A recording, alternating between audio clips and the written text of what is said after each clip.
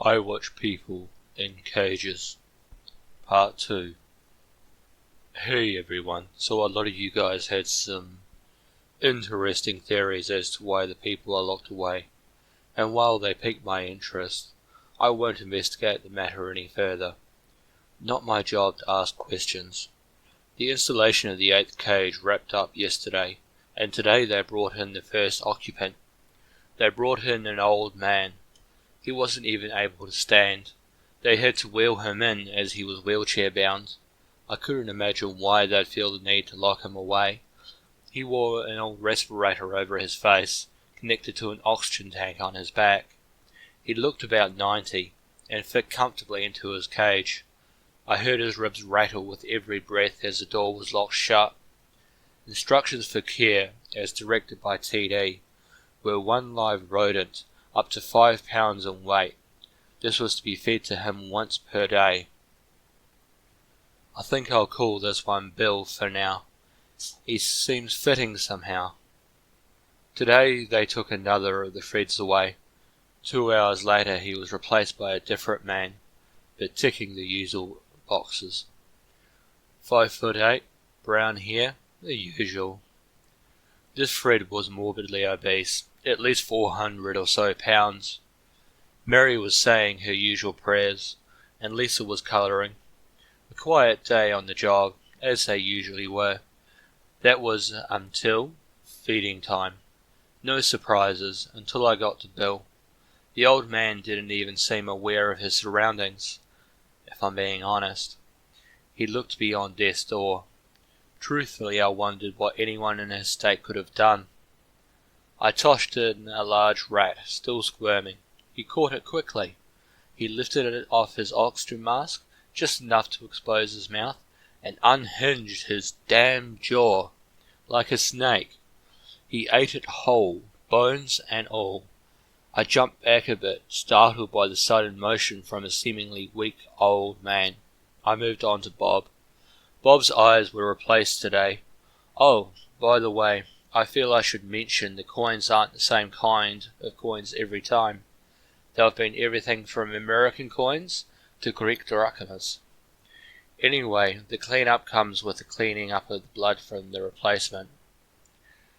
Yeah, it's not as clean as I may have implied. They aren't just in his sockets, they're stitched there. There's usually quite a bit of blood. This particular Bob is an investment banker, so he claims, from Manhattan. He's a middle-aged guy, about 35 if I had to guess.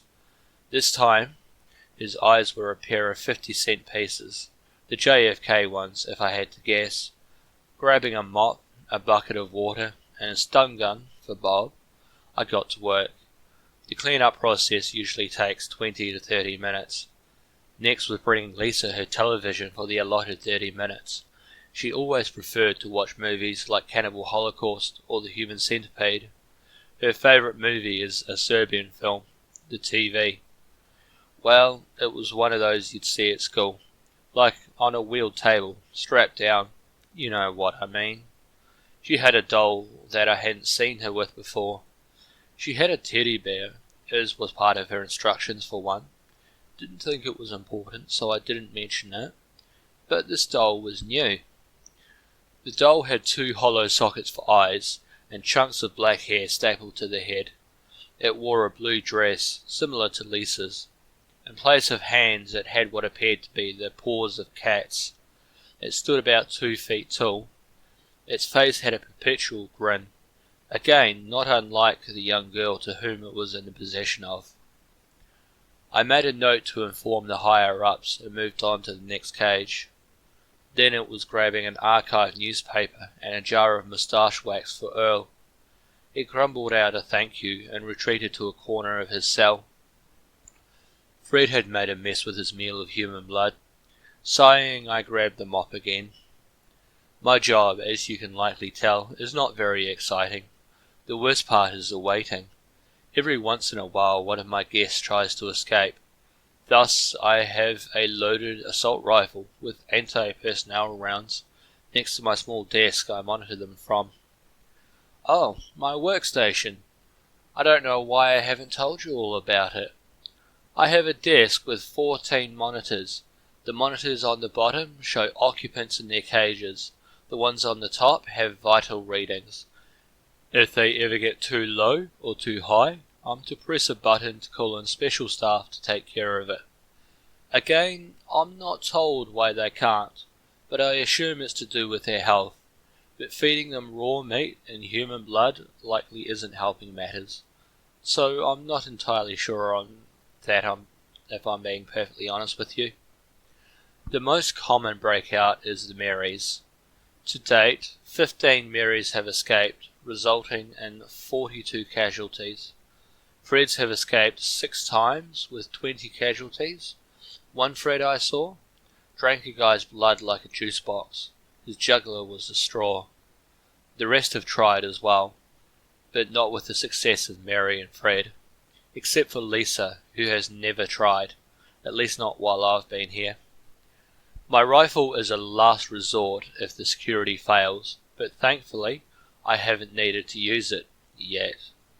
So while my job is dull, I'm always on edge, especially as I don't know much about number 8 yet. The weirdest part is the constant weeping I hear from number 8's cage.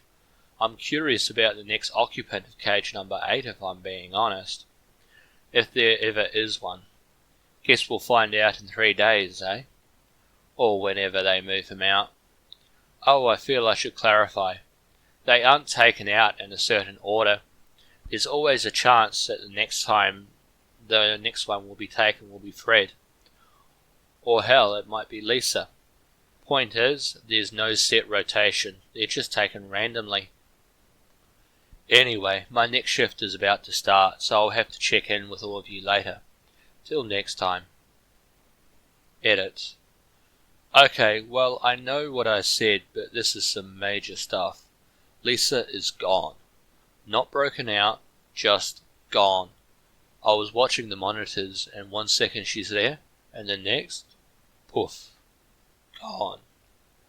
I've put the place in lockdown, sounded the alarm, the whole 9 yards. I'll keep you guys updated the best I can. Well, there are a lot of dead bodies. Good news is I'm still kicking. Bad news, Lisa is still missing in action. But the doll? Well, that's in cage number 8 now. TD got there an hour ago and I gave him the rundown. He seemed extra freaked that Lisa vanished, especially on the same day as number 8's arrival. It's not my job to ask questions, but I'm starting to. I'll keep you guys informed. Hey folks, thank you so much for watching this reading. It means a lot to me that you are here and listening in. If you feel that I did a good job, I would love it if you subscribed and commented, and let me know how you think I could improve. Take care and have a great day.